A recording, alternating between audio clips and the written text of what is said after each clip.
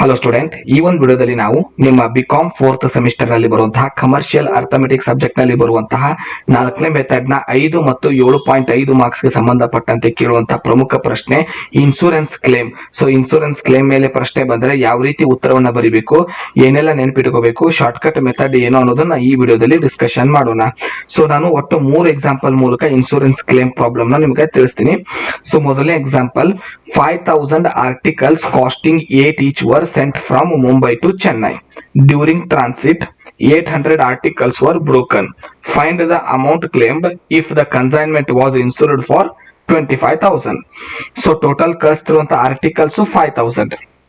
ಅದ್ರ ಒಂದರ ಬೆಲೆ 8 ರೂಪಾಯಿ. ಎಲ್ಲಿಂದ ಎಲ್ಲಿಗೆ? ಮುಂಬೈ ಟು ಚೆನ್ನೈ. 800 ಆರ್ಟಿಕಲ್ಸ್, 800 ವಸ್ತುಗಳು ಡ್ಯಾಮೇಜ್ ಆಗಿದೆ, ಬ್ರೋಕನ್ ಆಗಿದೆ. ಇನ್ಶೂರೆನ್ಸ್ ಮಾಡಿಸಿರೋ ಪಾಲಿಸಿ ಅಮೌಂಟ್ 25,000 ರೂಪಾಯಿ ಮಾಡಿಸಿದ್ದಾರೆ. ನಾವು ಇನ್ಶೂರೆನ್ಸ್ ನಿಂದ ಕ್ಲೇಮ್ ಎಷ್ಟು ಸಿಗುತ್ತೆ ಅದನ್ನ ಕಂಡುಹಿಡಿಬೇಕು.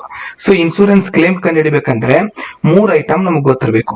ಒಂದನೇದ್ದು total value.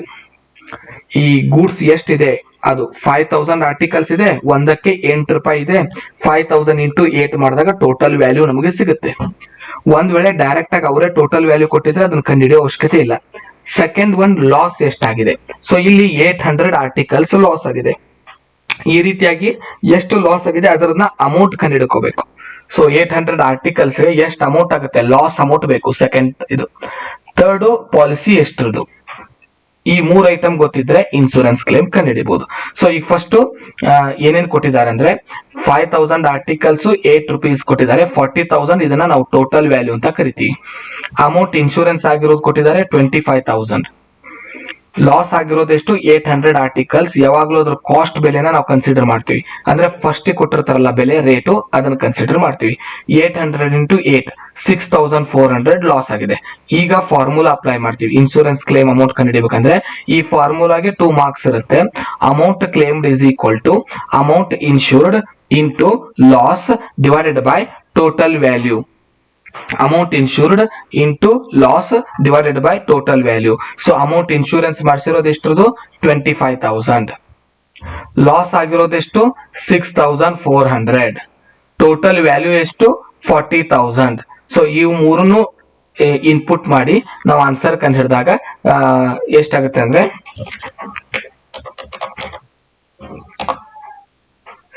25,000 divided by 40,000 into 6,400. So 4,000 ಏನಾಗುತ್ತೆ? ಇನ್ಶೂರೆನ್ಸ್ ಅಮೌಂಟ್ ಬರುತ್ತೆ. 800 ಆರ್ಟಿಕಲ್ಸ್ ಡ್ಯಾಮೇಜ್ ಆಗಿದೆ, ಅದಕ್ಕೆ 4,000 ಬರುತ್ತೆ. ಈ ರೀತಿಯಾಗಿ ಆನ್ಸರ್ ನ ಕಂಡುಹಿಡಿಯಬೇಕು. ಸೆಕೆಂಡ್ ಎಕ್ಸಾಂಪಲ್ ನೋಡೋಣ. 1,000 articles costing ₹50,000 were insured for 80% of their value. During transit 200 articles were broken. What the sum to be claimed. So ನಾವು ಮೊದಲಿನ ಪ್ರಾಬ್ಲಮ್ ನಲ್ಲೇ ಹೇಳಿದೀನಿ, ಕ್ಲೇಮ್ ಅನ್ನೋ ಶಬ್ದ ಕ್ವಶನ್ ಅಲ್ಲಿ ಬಂದ್ರೆ ಇನ್ಶೂರೆನ್ಸ್ ಕ್ಲೇಮ್ ಕ್ವಶನ್ ಅದು. ಈ ಕ್ಲೇಮ್ ಕ್ವಶನ್ ಬಂದಾಗ 3 ಐಟಮ್ ನಿಮಗೆ ಕಂಪಲ್ಸರಿ ಬೇಕು. ಮೊದಲನೇದ್ದು ಟೋಟಲ್ ವ್ಯಾಲ್ಯೂ. ಹಿಂದಿನ ಪ್ರಾಬ್ಲಮ್ ನಲ್ಲಿ ಏನಿತ್ತು? ಈಚ್, ಪರ್, ಈ ಶಬ್ದ ಇದ್ರೆ ಒಂದು ಆರ್ಟಿಕಲ್ ಗೆ ಅದು ಅಮೌಂಟ್. ನಾವು ಟೋಟಲ್ ವ್ಯಾಲ್ಯೂ ಕಂಡು ಹಿಡಿದಿದ್ವಿ 5,000 ಇಂಟು 8 ಮಾಡಿ. ಇಲ್ಲಿ ಏನಿದೆ? 1,000 ಆರ್ಟಿಕಲ್ಸ್ ಕಾಸ್ಟಿಂಗ್ ₹50,000. ರುಪೀಸ್ ಮುಂದ್ಗಡೆ ಏನಿದೆ? ಈಚ್, ಪರ್ ಅನ್ನೋ ಶಬ್ದ ಇಲ್ಲ. ಅಂದ್ರೆ 50,000 ಇದು ಟೋಟಲ್. ಆಲ್ರೆಡಿ ಅವರೇ ರೆಡಿ ಮಾಡಿ ಕೊಟ್ಟಿದ್ದಾರೆ. ಟೋಟಲ್ ವ್ಯಾಲ್ಯೂ ನಮ್ಗೆ ಗೊತ್ತಾಯ್ತು. ಸೆಕೆಂಡ್ ಬೇಕಾಗಿರೋದೇನು? Insurance amount.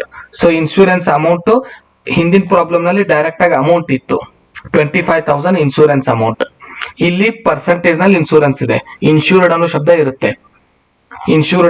ಇರುತ್ತೆ. ಅದರ ಮೇಲೆ ನಿಮ್ಗೆ ಇದು ಇನ್ಶೂರೆನ್ಸ್ ಅಮೌಂಟ್ ಅಂತ ಗೊತ್ತಾಗುತ್ತೆ. ಸೊ ಇಲ್ಲಿ ಅಮೌಂಟ್ ಅಲ್ಲಿ ಇತ್ತು, ಇಲ್ಲಿ ಪರ್ಸೆಂಟೇಜ್ ನಲ್ಲಿ ಇದೆ. ಯಾವಾಗ್ಲೂ ಆಲ್ರೆಡಿ ಹೇಳಿದೀನಿ ಅವ್ರು ಕೊಟ್ಟಿರೋ ಕಾಸ್ಟ್ ಅಮೌಂಟ್ ಮೇಲೆ ಮಾಡಬೇಕು ಅಂತ. 50,000 ಗೆ 80% ಮಾಡ್ಕೊಂಡ್ರೆ 40,000 ಬರುತ್ತೆ. 40,000 ಇಲ್ಲಿ ಇನ್ಶೂರೆನ್ಸ್ ಅಮೌಂಟ್ ನಾವು ಕಂಡುಹಿಡ್ಕೊಂಡ್ವಿ. 3 ಐಟಮ್ ಬೇಕು ಅಂತ ಹೇಳಿದ್ದೆ. ಇನ್ನೊಂದು ಡ್ಯಾಮೇಜ್ ಆಗಿರೋ 200 ಆರ್ಟಿಕಲ್ಸ್. ಹಿಂದಿನ ಪ್ರಾಬ್ಲಮ್ ನಲ್ಲಿ ಏನಿತ್ತು? ಒಂದು ಆರ್ಟಿಕಲ್ ಬೆಲೆ ಗೊತ್ತಿತ್ತು. ಸೊ 800 ಆರ್ಟಿಕಲ್ ಗೆ 8 ಇಂಟು ಮಾಡಿದ್ದೆ ಲಾಸ್ ಕಂಡುಹಿಡೋದಕ್ಕೆ. ಇಲ್ಲಿ 200 ಆರ್ಟಿಕಲ್ ಡ್ಯಾಮೇಜ್ ಆಗಿದೆ, ಒಂದು ಆರ್ಟಿಕಲ್ ಬೆಲೆ ಗೊತ್ತಿಲ್ಲ. ನಾವೇನ್ ಮಾಡೋಣ? 50,000 rupees ನ 1,000 ಆರ್ಟಿಕಲ್ಸ್ ಡಿವೈಡೆಡ್ ಬೈ ಮಾಡೋಣ. ಒಂದು ಆರ್ಟಿಕಲ್ ಗೆ 50 rupees. 200 ಇಂಟು 50 ಮಾಡಿದಾಗ ಲಾಸ್ ಅಮೌಂಟ್ ಬರುತ್ತೆ. ಈ ರೀತಿಯಾಗಿ 3 ಐಟಮ್ ನೀವು ಕಂಡುಹಿಡಬೇಕು.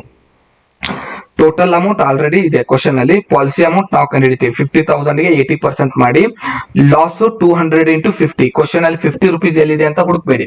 50,000 ರುಪೀಸ್ ಡಿವೈಡೆಡ್ ಬೈ 1000 ಆರ್ಟಿಕಲ್ಸ್ ಮಾಡಿದಾಗ ಒಂದು ಆರ್ಟಿಕಲ್ ನ ಬೆಲೆ 50 ರುಪೀಸ್, 200 ಲಾಸ್ ಆಗಿದೆ.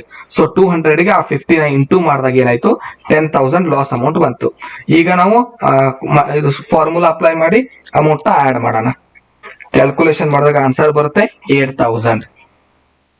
ಇನ್ನೊಂದು ಎಕ್ಸಾಂಪಲ್ ನೋಡೋಣ. Third, goods worth 1,25,000 rupees are insured for 40% of their value.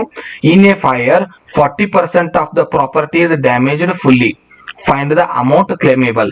Already ನಾ ಹೇಳಿದೀನಿ, ಎಷ್ಟವ್ರು ಟ್ವಿಸ್ಟ್ ಮಾಡಿಕೊಟ್ರು ಇರೋದೇ 3 ಐಟಮ್ಸ್ ಬೇಕು ನಿಮ್ಗೆ. ಏನ್ ಕಂಡಿಡಿದಕ್ಕೆ ಕ್ಲೇಮ್ ಅಂತ ಶಬ್ದ ಬಂದಿದ್ರೆ ಇನ್ಸೂರೆನ್ಸ್ ಕ್ಲೇಮ್ ಕ್ವಶನ್ 3 ಐಟಮ್ ಬೇಕು. First total value. So already question ಅಲ್ಲಿ ಇದೆ, ಏನೋ ಒಂದು ಗೂಡ್ಸ್ ಇದೆ, ಅದರದ್ದು ವ್ಯಾಲ್ಯೂ 1,25,000 ಇದೆ. Total value. ಇನ್ನೊಂದು ಬೇಕಾಗಿರೋದು ಇನ್ಶೂರೆನ್ಸ್ ಅಮೌಂಟ್. ಅವರೇ ಅಮೌಂಟ್ ಕೊಟ್ಟಿದ್ರೆ ಡೈರೆಕ್ಟ್ ಆನ್ಸರ್. ಇನ್ಶೂರ್ಡ್ ಅನ್ನೋ ಶಬ್ದ ಕೊಟ್ರೆ 1,25,000 ಗೆ 40% ಮಾಡಿದಾಗ ಎಷ್ಟು ಅಮೌಂಟ್ ಬರುತ್ತಲ್ಲ ಅದನ್ನೇ ನಾವ್ ಏನಂತ ಕರಿತೀವಿ, ಇನ್ಶೂರ್ಡ್ ಅಮೌಂಟ್, ಪಾಲಿಸಿ ಅಮೌಂಟ್ ಅಂತ ಕರಿತೀವಿ. ಸೊ ಇದು 50,000 ಆಗುತ್ತೆ 1,25,000 ಗೆ 40% ಮಾಡಿದಾಗ. ಥರ್ಡ್ ಒನ್ ಏನ್ ಬೇಕಂತ ಹೇಳಿದ್ದೆ, loss. So loss number of items ಒಳಗೂ ಇರ್ಬೋದು ಅಥವಾ ಪರ್ಸೆಂಟೇಜ್ ನಲ್ಲೂ ಲಾಸ್ ಕೊಡಬಹುದು. ನಂಬರ್ ಆಫ್ ಐಟಮ್ ಕೊಟ್ಟಾಗ ಹೇಗೆ ಕಂಡಿಡಿದ್ವಿ, 800 ಆರ್ಟಿಕಲ್ ಡ್ಯಾಮೇಜ್ ಆದಾಗ 8 ರುಪೀಸ್ಗೆ ಮಲ್ಟಿಪ್ಲಿಕೇಶನ್ ಮಾಡಿದ್ವಿ, 200 ಆರ್ಟಿಕಲ್ಸ್ ಗೆ 50 ರುಪೀಸ್ ಮಲ್ಟಿಪ್ಲಿಕೇಶನ್ ಮಾಡಿದ್ವಿ. ಇಲ್ಲಿ ಪರ್ಸೆಂಟೇಜ್ ನಲ್ಲಿ ಇದ್ರೆ ಟೋಟಲ್ ವ್ಯಾಲ್ಯೂಗೆ ಪರ್ಸೆಂಟೇಜ್ ಮಾಡಬೇಕು. ಇಷ್ಟೇ ಇರೋದು. 1,25,000 ಮೇಲೆ 40% ಮಾಡ್ಕೊಳ್ಳೋದು, ಆಮೇಲೆ ಫಾರ್ಮುಲಾ ಅಪ್ಲೈ ಮಾಡೋದು, ಫಿಲ್ ಮಾಡೋದು, ಆನ್ಸರ್ ಕಂಡುಹಿಡಿಯೋದು. ಟೋಟಲ್ ವ್ಯಾಲ್ಯೂ 1,25,000, ಟೋಟಲ್ ವ್ಯಾಲ್ಯೂ ಮೇಲೆ ಇನ್ಶೂರ್ಡ್ ಅಮೌಂಟ್ ಕಂಡುಹಿಡಿದು ಅಂದ್ರೆ ಪಾಲಿಸಿ ಅಮೌಂಟ್ ಕಂಡುಹಿಡಿದು 40% ಮಾಡ್ಕೊಂಡ್ರೆ 50,000, ಲಾಸ್ ಅಮೌಂಟ್ ಅಗೇನ್ ಸೇಮ್ 40% ಕೊಟ್ಟಿದ್ದಾರೆ. 1,25,000 ಕಾಸ್ಟ್ ಮೇಲೆ ಮಾಡ್ಬೇಕು, ಏನ್ ಪರ್ಸೆಂಟೇಜ್ ಮಾಡೋದಿದ್ರು. ಸೊ ಮಾಡಿದಾಗ 50,000. ಇನ್ಶೂರೆನ್ಸ್ ಅಮೌಂಟ್ ಗೆ ನಾವು ಏನ್ ಮಾಡ್ತೀವಿ, ಫಾರ್ಮುಲಾ ಅಪ್ಲೈ ಮಾಡ್ತೀವಿ, ಆನ್ಸರ್ ಕಂಡುಹಿಡಿತೀವಿ, 20,000 ಬಂತು.